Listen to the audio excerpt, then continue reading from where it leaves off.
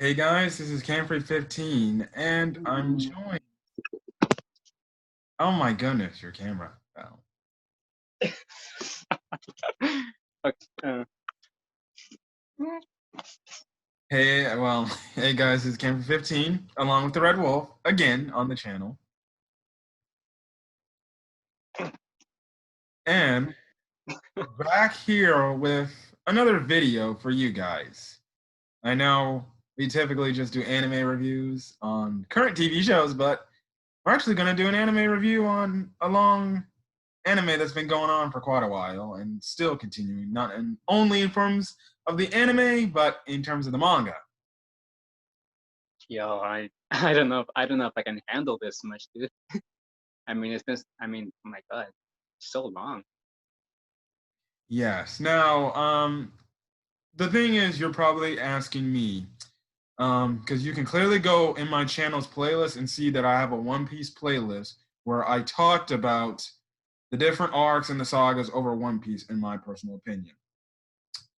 I looked back at those videos, and like any other content creator, they want to make a brand new take on their stuff and probably give more depth and want. And that's kind of what I want to do here. And plus, Denzel, he hasn't officially caught up yet, but he is in the starting point of the Wano arc. So I think we can talk about One Piece now. He can review it with me. Ish, I guess.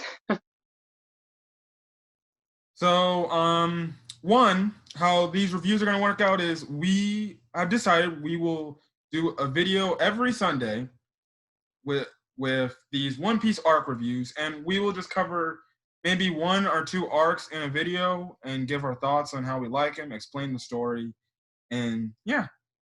So if there's anything, and you're probably wondering if there's anything that was gonna be hard for me to remember, I'll make sure to go back and probably rewatch the arc so I can get a feel for what the story is and everything again. Because One Piece is long, and there are some things you can forget. Don't I know it? Yes. Hopefully I didn't cut out every now and then, but anyways, let's start off with the start of One Piece. In today's video, we'll be talking about the Romance Dawn arc, which is a short arc in the manga and the anime, and the Orange Town arc. Now I do read the manga. Well, in terms of me reading the manga, I'm in Drum Island, the starts of Drum Island. Now, if it wasn't for this whole pandemic thing, I probably have mangas. I probably have all the mangas up to Marineford, to be honest. So, if there's anything I can remember from the manga that I read that is different as opposed to the anime, then I'll make sure to put a mention in that. But other than that, we're talking kind of strictly anime. And then another thing is we won't be talking no filler arcs. So any filler arcs that showed up, we will not. Now, we will actually talk about the G8 filler arc because that is, if not one of the better filler arcs in anime, period. That was a really good filler. So, and plus everybody always who reviews One Piece always likes to talk about G8. So we'll be doing that. But things like the seahorse that put Zoro in to sleep are controlled. No, we won't be talking about that. Nuh-uh. That was pointless. Yeah, and then in terms of also Long Ring, Long Land, we'll only be talking about. I'll have to look up for the manga part because I know the manga, in terms of the stupid boxy pirate stuff, was much more shorter than the long, drawn out way in the anime. So I'll make sure to look in the manga in terms of that. So yeah, because I'm not gonna look. I'm not looking to that. Heck, I don't even know if I want to even talk about freaking Adventures in Nebulando. Have you pressed the like button yet? Why didn't you? Why didn't you press the like button yet? Why is it gray when it can be blue? Please. We're also going to debate, since I did put up one of the specials slash movies. We'll have to talk if we're going to review the movies as well. We're going to have to obviously I watch. only Huh? I only watched like 3 of the movies, so I can't really review it. So Yeah. Fun fact is we're actually going to be watching One Piece Stampede, so maybe we'll do a review on that. I actually didn't, even though I was supposed to, but at that time I got really sick. So yeah. Anyways, we're here to talk about Romance Dawn. And to start off Romance Dawn, it's the start of One Piece. Who wouldn't like a start to a great anime? You know, that's been going on for 20 plus years, which is literally almost 2 decades. Um, so Romance Dawn is the introduction to obviously our main character, Straw Hat Monkey D. Luffy, as well as another introduction to Kobe and Roronoa Zoro, unless you want to call him Zolo in the manga. Um, yeah, I still don't understand why his name is different in the manga compared to the anime. It's kind of weird. Oh, okay. Hold on, guys. All right, guys, back from that quick break. My dad interrupting, but yes, that, and we kind of get the start. Romance Dawn, in terms of the arc, it's pretty small. Like I said, it's just the introduction to two of the fan favorite characters. So yeah. Um, so to start off with Luffy's thing, is Luffy is a boy, obviously, in this little. No, he's a girl. Okay. He's obviously in this little town, and the story starts off in a way. He's in this little like bar shake where these bunch of pirates are just chillaxing and having fun and just drinking. And this is when we get introduced to Luffy's inspiration, Shanks, who does not look like Gildarts. Kind of. Oh, sorry I made that comment. I was actually watching the Fairy Tail video a few minutes ago before making this video, but that's what I said. Yeah, so he inspires Luffy. He's the main inspiration why Luffy wants to be a pirate. So it's more of a like friendship type of thing, not a fatherly type of thing. Shanks is a pretty cool character, but at the same time, we do not know nothing about Shanks still to this point in time. He's not my son, but he is. Okay. Okay. Anyways, Luffy tells Shanks all this time, like, look, I'm gonna be a pirate just like you. And he's like, really? That's funny, because you ain't gonna be a pirate, kid. And he kind of goes on and mocks him and kind of makes fun of him. And, you know, obviously Luffy, you know, gets upset and he's like, oh, really? You don't think I'll be a pirate? Then fine, I'll do this. Which, obviously, if you know his traditional scar across his eye, that's how he gets it. He essentially stabs himself. Hmm. That's a kind of a weird tradition. Well, it was a way to prove to Shanks that he is tough. We also do find out Luffy is a pretty good swimmer and stuff like that. Shanks does mock him like, well, swimming ain't gonna get you far. So regardless. Says the guy who hasn't eaten a devil fruit yet. No, actually get into that. We see these, I guess you can say these, not bounty hunters, but like, I guess these ruffians show up and they kind of mock Shanks and his crew by like dousing beer on them and stuff like that. When Shanks is like, look, you want some, you know, alcohol, here you go. But then the little the bandit guy is like, no way. And he kind of trashes that. Now Luffy takes offense to this, like we all know Luffy does. But the thing is, which is actually kind of brought up later in a future arc, is that Shanks doesn't fight back because essentially he knows it's pointless to get in fights with these guys. And, you know, he laughs it off like it's nothing. Now Luffy takes it as like, why, man? Why are you just letting these guys disrespect you like that? But also in the meantime, Luffy was also eating the freaking gum fruit, you know, at the same time. And yeah, they don't find that out till Shanks picks him by his leg and he just boom. And he's like, Luffy, what did you do? Yeah, that's how Luffy gets his powers, from the devil fruit, which the devil fruits are essentially fruits that essentially are somewhat, I guess you can say, cursed of the fact that you can't swim, but you have the powers of inanimate objects.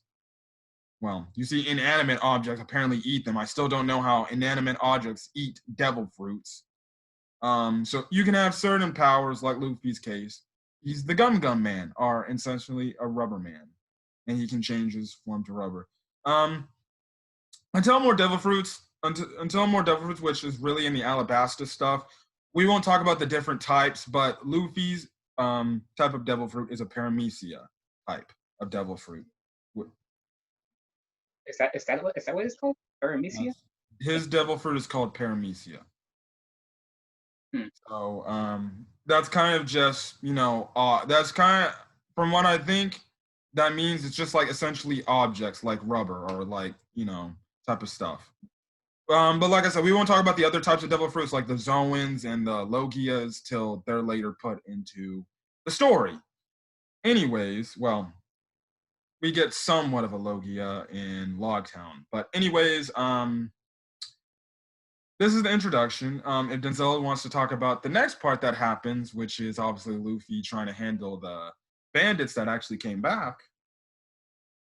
Oh yes. So yeah, Luffy couldn't stand what those bandits did, and he tried to take him on by himself. Yeah, and then yeah, look, things weren't looking too good for Luffy, but Shanks came in the clutch and tried to help him. Uh, but well, Shanks was all like, Shanks's crew was all beating them up. Shanks kind of let his guard down because now Luffy is missing, and it turns out the leader of those bandits took him out to sea, which is not so good because now that Luffy can't swim, he's about to get thrown into the ocean. And that's when a giant sea creature like suddenly. You were saying? Sea King. Yeah, Sea King came and swallowed him. Luffy is struggling to swim, and the Sea King is about to eat him too until Shanks came in, saving Luffy, losing his arm. Also in that moment too, Denzel didn't mention it, but this is pre-time skip, so this is before we even knew hockey, but definitely Shanks used Conqueror's hockey on that Sea King right there. Get lost. So yeah. So then I guess Denzel, you can talk about how he got the straw hat and everything too. So yeah, that day Shanks went is on his way out to sea. I don't even know what I'm saying. Shanks is on his way out to sea, and Luffy decided to he's gonna become a pirate on his own, and he's not gonna force Shanks to take him along with him. But then Shanks is all, I wasn't gonna take you anyways. You'll never become a great pirate, he says. And then Luffy's all like, yes, I will. I'm gonna get my own crew, and I'm gonna become king of the pirates, and I'm gonna be just as great as a pirate as all of you. And that's when Shanks left his hat with Luffy. Hang on to this for me and all that stuff. Yeah, and essentially the thing is, Shanks tells him, hang on to the hat for me until you become a better pirate, a greater pirate than I am." And essentially that's where our story takes place. And then years later, which I believe it's 7 years later, Luffy is, I believe, he's 17. Yes, he's 17. He's at the age of 17. He leaves out to sea from his village. And essentially, now in the anime, they start you off with the Alvida stuff. The manga actually starts you off with the Luffy backstory and how he got trapped in the barrel. Differences in manga and anime right there. So he obviously sees that same Sea King in the past. He punches the thing, but then he gets caught in a whirlpool, and yeah, he ends up in the barrel, and that's when we run into what's going on this one ship. Another change, as opposed to the manga and anime, is Nami. Now, if you're watching the anime, you're going to see Nami in the very first episode. In the manga, Nami does not show up till Orangetown, literally. So that's another difference. But hey, you want to get there. Now, Nami in the anime, she's just on the ship. Obviously, we know she's a cat thief. But Yeah, she's just there just to do things. When things get hectic with the Alvida stuff, she kind of goes around and tries to steal stuff off the ship. So it is it's pretty funny. Also, this is Nami before she had the big bosoms and the very sexy frame of her body type structure. This guy's still thirsty. Who wouldn't be thirsty for Nami though? Anyone? No? Okay. Anyways, we get introduced to Alvida, who is essentially just a fat, you know what. I'm not gonna say anything more. And this is when we get introduced to, I guess, our side character, our new character, somewhat main character in Kobe. And he is a young boy who is aspiring to be a Marine, but he got kind of kidnapped by Alvida and he's forced to be a chore boy. Yeah, he kind of doesn't have a lot of self confidence back then. I'm surprised how far he's gone, but looking back at him now, well, Yes, and he can thank it all to Luffy. So he's a chore boy. He's essentially Alvida's whipping boy. And Alvida essentially has the club that Kaido has. Yes, I know. But she doesn't use it as effectively as Kaido does. But anyway, she kind of threatens her crew by saying, "Who's the most beautiful lady in the land?" Even though she is probably one of the first ugliest characters you've seen on your screen at this moment. mm-hmm. And, you know, her. See, Alvida's funny. And the crazy thing is, she becomes so much more of a more attractive character when you see her later on after she eats a devil fruit. It's still a shock. She's still going on this strong, even though Hera and Buggy make occasional appearances. Buggy will talk about that later on. Anyways, so Kobe goes into like I guess this little shed area, and then he runs into Luffy, who just jumps out of nowhere. He beats up some of Alvida's crew members, and then when he goes up against the chance to fight Alvida, he just literally one hit KOs her to whoever she sent off, like legit. He's just like gum gum pistol or gum gum no pistol, and that's it. That's the last you see of Alvida. Pistols! Ow. Go on. So that's the last of you see of Alvida until she reappears. So we won't talk about her until she reappears. There's really nothing else to go over with this part of the story, so we'll just cut over to the one little town where Zoro finally gets introduced. So Kobe and Luffy get taken to this one island, and this one island kind of is under dictatorship under the Marines.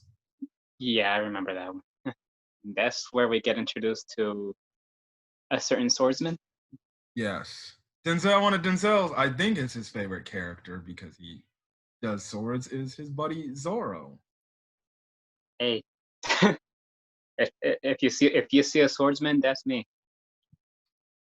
So, anyways, the reason why it's under dictatorship because Kobe and Luffy run into this little restaurant place with this little girl saying, "Yeah, this dude, the Marine leader, Captain Axehand Morgan, is essentially has taken over this kind of city and is kind of making us pay tributes and stuff like that, like taxes or something." I'm like, okay. I'm like, when I was first watching this, was like, the Marines are supposed to be the good guys, right? They're supposed to be the stopping the pirates. But why the hell are the Marines charging people taxes? And why don't they look any better than the pirates themselves? Which is going to be a really a current trend throughout the rest of the series. You'll have these Marines that do shady business. Mm-hmm. Anything you got to say about that, Denzel? That's the start of when I started hating the Marines in One Piece. And to think that they start doing more and more twisted things as they go along. And let this be known, we're just talking about the Marines in general. We ain't even talking about the world government, which is a whole nother can of worms. You guessed it. Anyways, Captain Axehand Morgan is the leader. His boy, or what I call before he became actually pretty cool, Hel- Helmepho, who is little crybaby itch boy, who always crying, "Daddy, Daddy, Daddy, he hit me." Well, his dad is the tough guy of the bunch. Hmm. And like I said, we get introduced to Zoro as well as the little girl. Even before Luffy meets the little girl, Kobe says, "Oh yeah, you don't know about Roronoa Zoro? He's one of the most feared swordsmen slash bounty hunters in all of the East Blue." And Luffy wants, like Luffy always does, is he wants to put him on his crew. He's like, bro, he's like Zoro, huh? I could use him on my crew.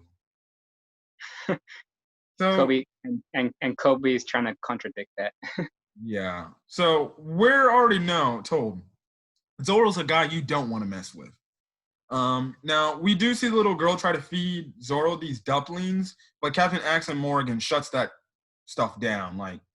And what I found freaking crazy was, despite it, because when Luffy finally goes up to Zoro and talk to him, he's like, "Oh yeah, could you give me those dumplings that kid made?" The man's eating things from the dirt. And I was like, ah, I was like, he must be desperate. But hey, what can I say? When people are desperate to eat, you'll eat anything, even garbage if it had to be. Well, technically, he has a soft spot for little kids, so he's gonna eat it eventually because the little kid made it for him. Also, that Zoro episode last night, I just gotta say, that was crazy. And the fact that there are some One Piece fans actually upset and hate the fact that there's like an enormous amount of aura in that scene, you can F off. I kid you not. I kid you not. Apparently, I found out today this morning there were people that actually hated the Zoro fight because he had Dragon Ball Z aura. And they're like, this ain't Dragon Ball Z.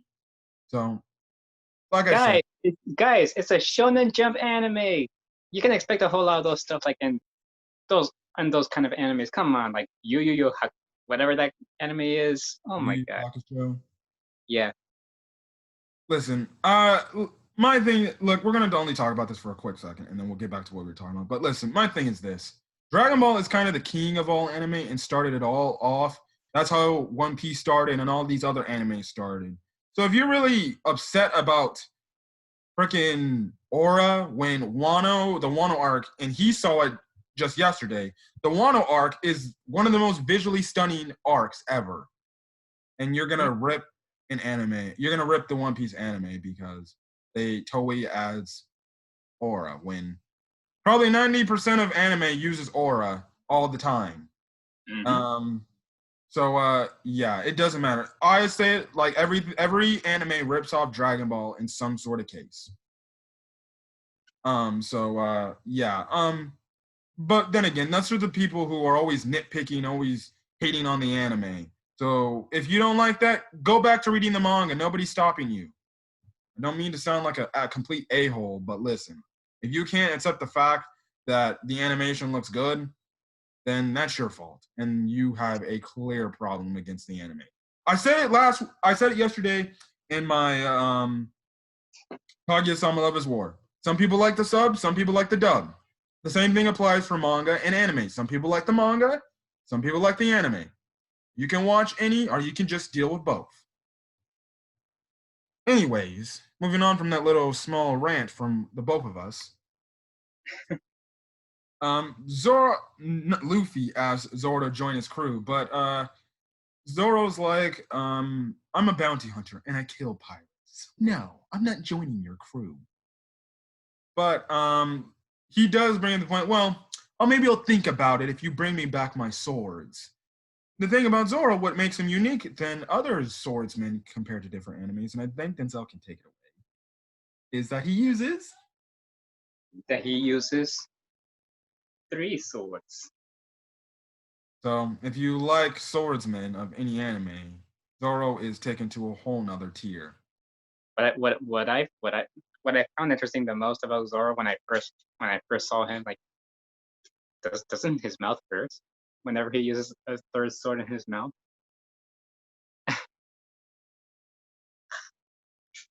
I'm trying to imagine that. um, now, Luffy's like, okay, I guess I can do that. So he kind of breaks into this marine, stronghold. He gets the three swords, and the moment before Kobe is about to essentially get killed by Helmeppo because he's got a pistol up to his freaking face. He gives Zoro his swords. They eventually have a nice little tag team effort against Axe-Hand Morgan and the Marines. They beat Axe-Hand Morgan, and they eventually go back to that little restaurant with the girl. They enjoy themselves and eat with because they're all happy and all get up. But then the Marines who are now not underlings of Axe-Hand Morgan kind of tell Luffy and Zoro, what? Okay, go on. Um, hold on for a second. If you hear background noise, my brother and my sister are acting crazy. I'll be right back for a quick second. Oh. Sorry again for that. I swear. When you guys have a personal life and you have these distractions making these videos, it's really freaking sucks. Anyways, the Marines tell Luffy and Zoro they have to leave, even though they are pirates and even though they saved their lives essentially from tyranny.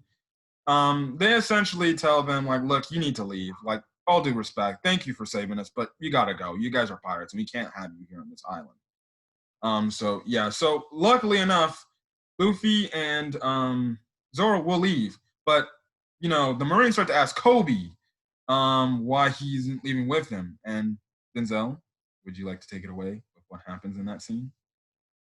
I guess in a way, Luffy pretty much said some stuff. I don't know, like about Kobe, and in order to get Kobe to like punch him, I guess. And that's when Luffy pretty much punches him back, and I guess that just shows the Marines that Kobe's not in league with them. I don't know. Yeah, that's essentially what it says. Mhm. So yeah, they eventually leave, and we do get a nice goodbye with Kobe and those Marines. And now Kobe's dream, as he leaves, is to become a Marine, and it's coming true. But he's essentially starting off where he started off when we first introduced him. He's going to be a chore boy. Mhm. I guess my things is we can talk about this before we talk about the Zoro backstory. My thoughts on Zoro. I really think he's really cool. He's one of the more favorite characters in One Piece. I do like the fact that he uses three sword style and he has that presence of when he gets serious, you're effed. So Zoro already is a character I'm starting to like, and watching the first couple of episodes with him and Luffy, you can tell like these two characters, they may get on each other's nerves, but they're gonna be like some of the best friends of the series. Which is kind of indirectly, and plus, Zoro is Luffy's first mate and first crewman, so that's why he has a lot of trust in Zoro. And I also like how he like has mutual respect for Luffy, like calls him captain every once in a while. Anything else you want to say about your thoughts of Zoro when he was first introduced, when you were first watching One Piece? Hmm. I like how he had like a childhood friend that kept motivating him to get stronger as a swordsman. And I guess since you want to get into that, you can talk about the backstory, since I know you know that backstory really well. Yes. So it cuts back to when Zoro was a kid. Zoro shows up at like some kind of swordsmanship school, and he made a claim to like challenge the school, and he lost against, who did he fight? Kuina. Yeah, Kalina. I thought it was someone else. Yeah, Kalina. And since he lost, he decided to stay at that school to train and stuff. Kalina was actually pretty strong as a kid. And Zoro kept trying to beat her over and over and over, and Kalina kept saying, "You're as weak as ever, Zoro," and stuff. You know how to handle just one sword against three swords. And this is when his backstory is as he's training to get stronger. He's actually using 3 swords, or is that after she dies? I think he is actually using 3 swords. He was actually using 3 swords against her. Okay. Hmm. And they had one last match, and Zoro lost again. And Zoro kind of like bawled his eyes out because like he's like, this sucks. Why can't they beat you and stuff? And Kalina, she's saying all that stuff like, you're lucky you were born a man and stuff. Like, I wish I was born a man. And she also made some kind of Go ahead. What you were saying? some boong boong boong no, boob comments. About and we see Zoro all blushing and stuff. No, the reason she now in that she's talking about Zoro's lucky to be a boy, essentially because boys as they grow older, they obviously get stronger and stuff like that. As for women, she feels like she won't be as strong, or she'll like hit a limit, and then Zoro will eventually surpass her. And she's saying, because I'm a woman, I won't be as good as a swordsman as you are. But Zoro in this moment kind of replies that he's like, no, you can't believe that. He's like, you are stronger than me, but one day I will beat you. I don't know when, but I will beat you. And that's when they kind of make a nice little challenge to each other that one day they'll both strive to be the greatest swordsman in the world and have the greatest duel ever. Sadly, Mhm. like every other One Piece backstory you'll see later on, what happens, Denzel? Something happened to Kalina, which is kind of unexpected. From what I can tell, she fell down the stairs and landed on her sword. Is that how it works? Yeah, that's what the anime's implying, or the show's implying. Hmm. I'm getting the shivers just thinking about something like. And okay, where do I go from there? Yeah, so after the funeral and stuff, Zoro go talks to his teacher, aka Kuina's father, and he made like he made a request to him like to hold on to Kuina's sword, and he vowed to become the strongest swordsman for her and stuff, and and that's where the teacher like lends him Kuina's sword and stuff, and that's where Zoro became the way he is now. Yeah, so he's inspired to be the greatest swordsman, and that is his goal. So we already got two, members of this crew that have goals they want to reach. Luffy wants to be king of the pirates, and Zoro now wants to be the world's greatest swordsman. The thing about the One Piece crew I like as a whole is they all have their own goals too. I guess you can say an extent with Usopp, but we won't talk about that till next week. But we do like I do like how the dynamic is they have these goals that are all intertwined together on what they want to accomplish. Like they're only gonna do this together. So that's one thing I do like about the whole group dynamic of the Straw Hat Pirates. So the next arc and the last arc we'll be talking about today is the Orange Town Island arc, where we kind of get introduced to our first big antagonist of the series, which is Buggy the. I almost called him Buggy the Clown, Buggy the Pirate. Um, Even though he's legit a clown. Buggy the Clown. He is called Buggy the Clown, so you're not wrong. So we're in the town of Orangetown. Now, way before this happens, so what happens is Luffy and Zoro are just sailing on their little dinghy of a ship. And let's just say they're trying to get food, and there's this big giant bird that Luffy tries to capture, but he gets stuck in its mouth. And Zoro has to track him down, alongside the fact that there's two of Buggy's crew members alongside them who are like we can take you there. And plus, the two Buggy crew members know that's Zoro, the bounty hunter. And they take him to Orange Town. So Luffy gets captured by Buggy, mostly because of Nami. Now, this is when we get introduced to Nami's character. And Nami, like I said, is a cat burglar. She likes to steal. And it turns out Luffy is also looking for a navigator. So.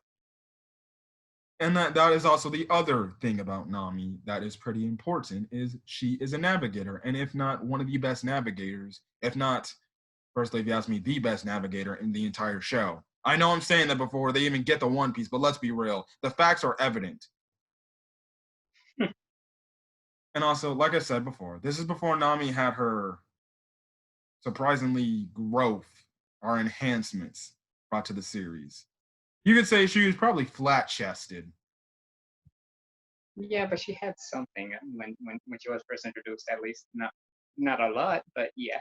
Yeah. Now, Nami is like a tomboy type character where she's your typical anime, shonen girl anime protagonist where it's like she resembles something like Bulma. She always basks in her beauty, but she also has the very crazy hothead temper when the main protagonist or any other characters annoy her.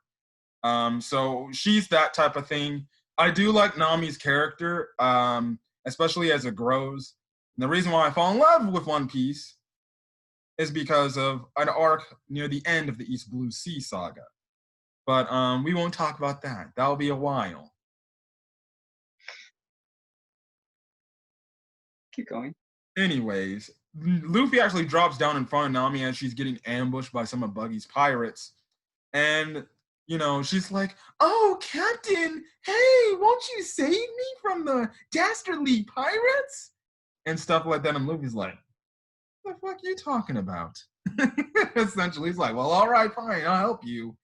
And he kind of talks to Nami a bit and stuff like that. And like I said, we get the information that she's a navigator. And then another thing is we find out she does not like pirates, like at all. She hates pirates. We find out the reason why she hates pirates in her story arc. But her plan is to steal the map from Buggy, which has essentially the map of the Grand Line, which, if we're being honest, the Grand Line, you can't really map out the Grand Line unless you're a skilled navigator, but I digress. That's what she's trying to steal, and Luffy's like, "A map to the Grand Line? Hey, you can join my crew since you're a navigator and stuff like that." And she's like, and Nami's like, well, I don't know about that one, kid. Even though they're essentially like a year in age apart, or they're exactly the same age, I believe, at this point in time. Yeah. So she's like, "Okay, how about this? I'll think about joining your crew as long as you help me get the map." We all later find out Nami's up to her shady tactics, and she kind of betrays Luffy. So she kind of plays it off like, oh, she goes up to Buggy, and she kind of makes Luffy be the dude that gets arrested by Buggy, and kind of plays her for the map as she tries to steal the map, and then she's just gonna leave him high and dry. And this is when we get introduced to Buggy the Clown. Probably one of the more funnier characters in One Piece as a whole. Now, as a villain, when I was first watching this, I didn't even think Denzel can say this. Couldn't know if I could take him serious or not. It's not that I couldn't take him seriously. It's just that I didn't really know. I just hate clowns. I just hate clowns. Now, what we find out is Buggy kind of overtook Orange Town, and mostly because he has this threat of this thing called the Buggy Ball, which is essentially, I guess, what you can say, a miniaturized nuke. And he threatened the people to give him all their stuff. Now the people, they later evacuated and stuff like that. Now Nami tries to go steal the map, and she eventually gets caught. Zoro eventually shows up, and when Zoro starts, fighting, he fights Buggy. He cuts Buggy, and what happens, Denzel?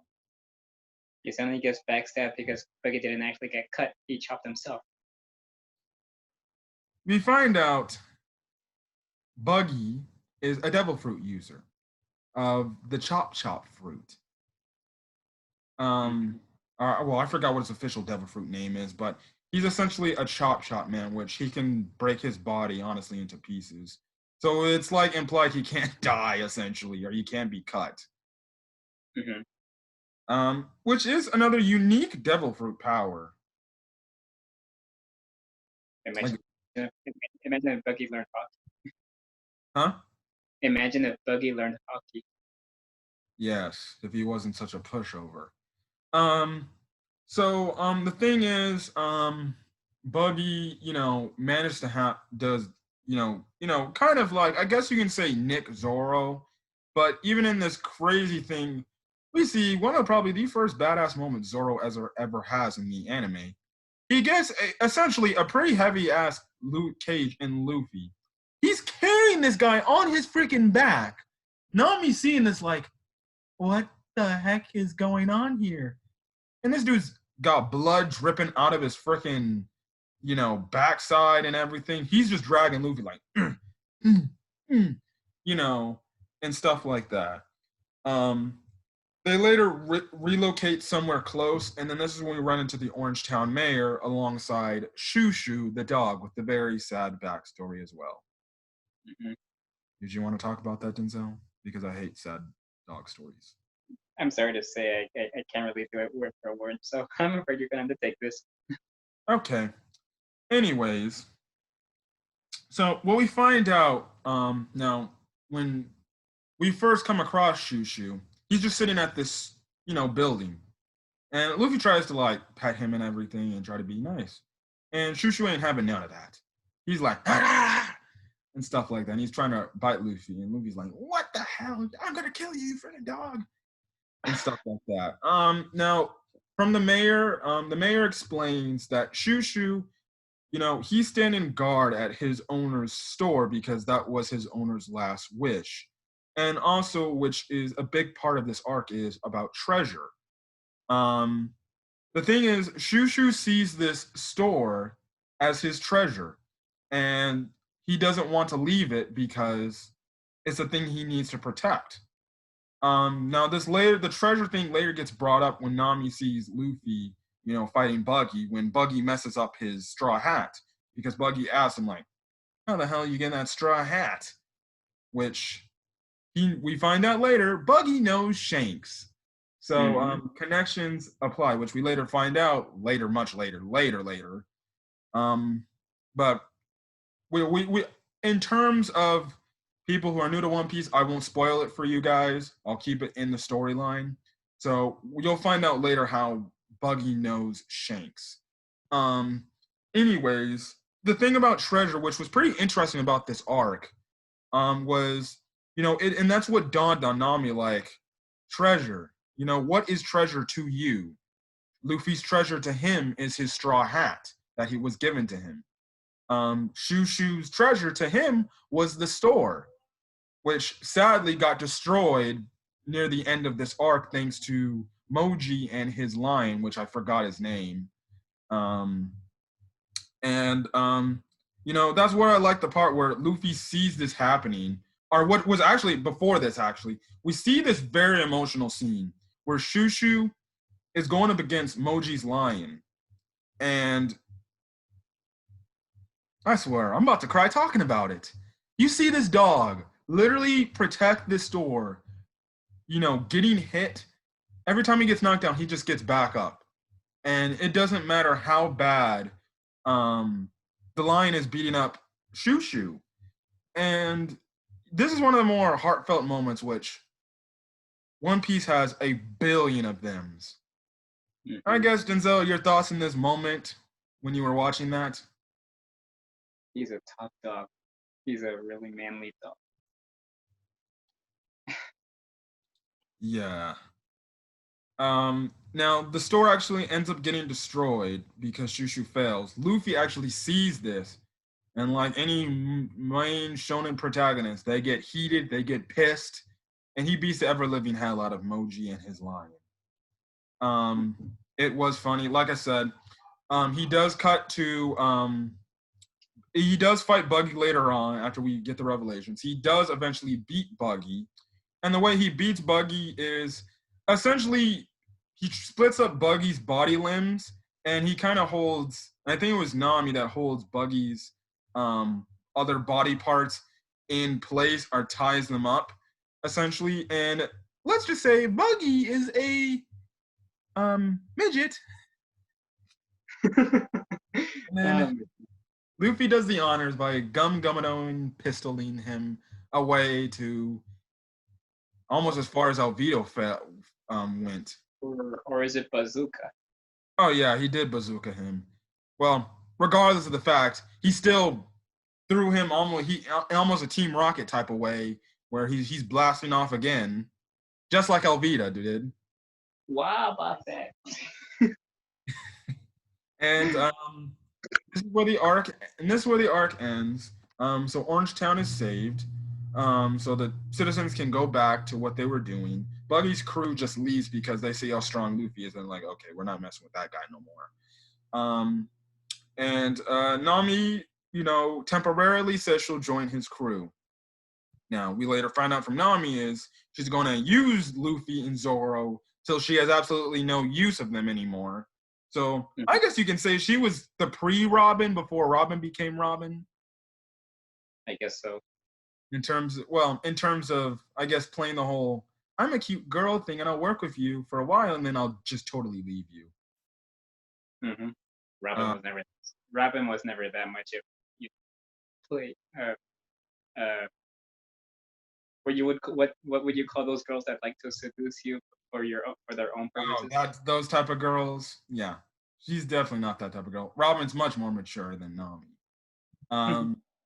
Now, the thing about the Orange Town arc, like I said, it's probably not one of the best arcs. It's definitely not the best arc in the East Blue Sea saga. Definitely not the best. But it's still a pretty fairly good arc. I enjoyed it, and that emotional moment with Shushu Shu just hits you somewhere. Mm-hmm. This arc was good. Buggy, in terms of this arc as the antagonist, he was fine. He was fine. He was just a threat that got in Luffy's way, which will make him progress the story. Now, Buggy, what I do like is he does reappear every now and then, whether it's for Easter egg or cameo purposes, but he does come back from time to time.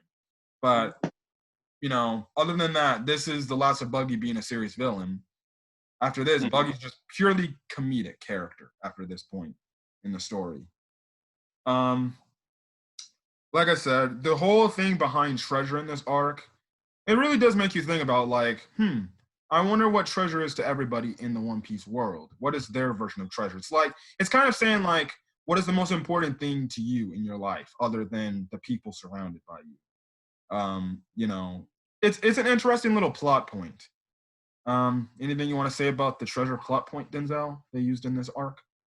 Yeah, like I said, it really makes me think about what is treasure what is treasure really is. Mm-hmm. And Let, let, how about this for question of the day? What do you treasure? Down in the comments and stuff. that's a good question. I find it interesting because it's like, treasure somebody's treasure could be the littlest thing. Like, especially when we see the Porta characters. I know we're jumping ahead like in the story, but for Otama, the one treasure as we saw, she wanted to her was just to eat rice and everything. Sadly, that didn't happen. But to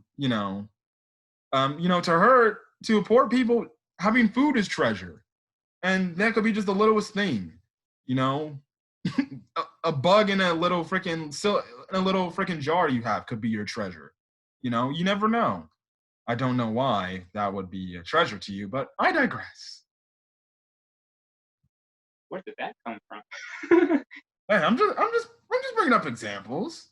Yeah, I know, but that, out of all the things you could have said, a bug in the jar? Well, I said the littlest. Just think of it as the littlest things. Seems legit.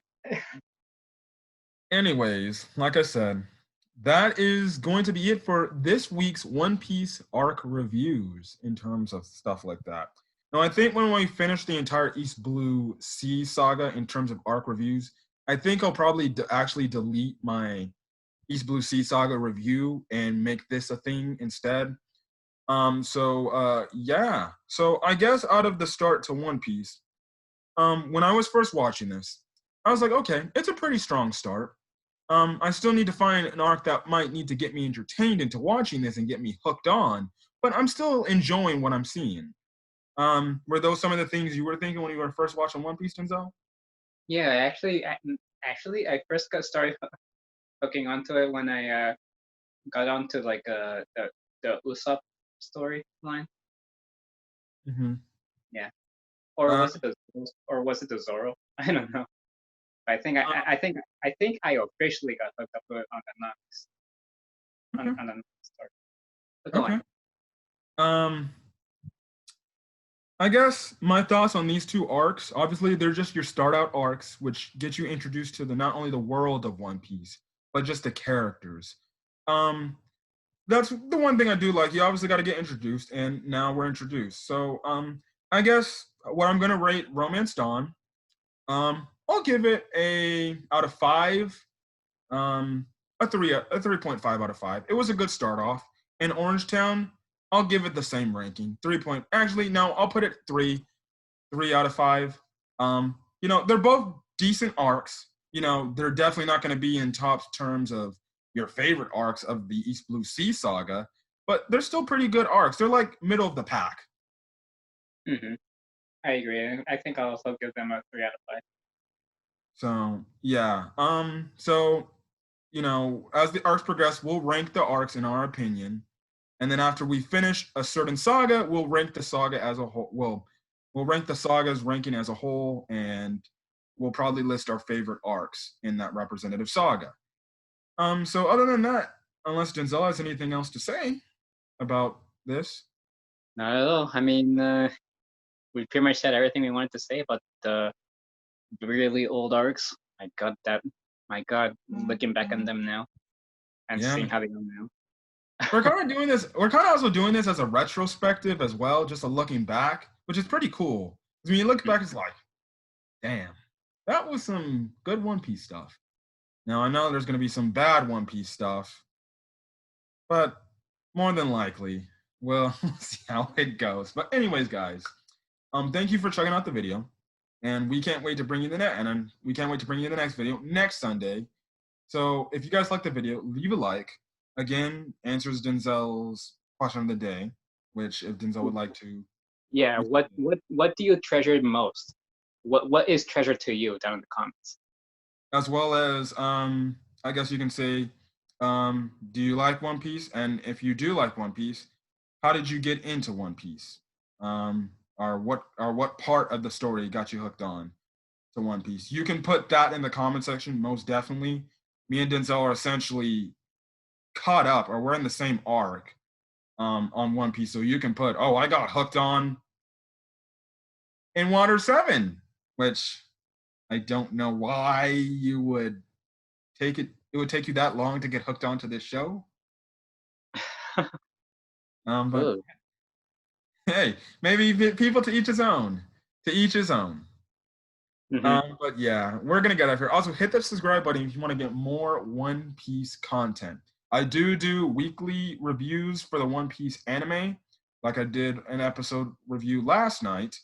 Um, Denzel might join on those when he finally catches up, but yeah, but that's all we got to say here. So, till then, guys, we'll catch you guys next Sunday for the next One Piece arc review, which will be covering the Village arc and the Baratier arc. So, till then, guys, hopefully you guys have a great rest of your Sunday. So, till then, guys, hopefully you guys are staying safe. Peace. Peace. Ah!